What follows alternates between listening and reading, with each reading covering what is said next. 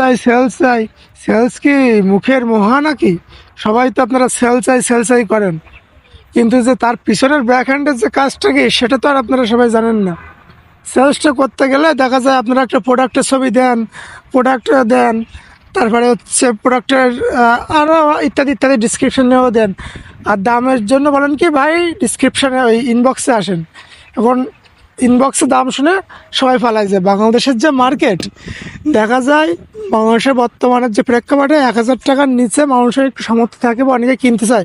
1,000 টাকার উপরে গিলে পরে মনে করেন যে একটা প্রোডাক্টের দাম, লাক্সারিয়াস প্রোডাক্ট, তার দাম অনেক বেশি। আপনি নিজেই কি একটা 1,000 টাকা দিয়ে প্রোডাক্ট অনলাইন থেকে ওইভাবে কিনতে চাইবেন?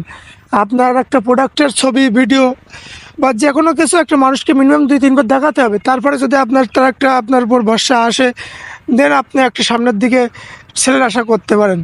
আমি ভাই মানুষকে চিনি না, জানি না, জানাই না কোনো কিছু, আপনি এসে পরে হচ্ছে সেল চাই ভাই, আমি সেল চাই, আমাকে সেল না দিলে হবে না, এটা ভাই কোনো কথা না।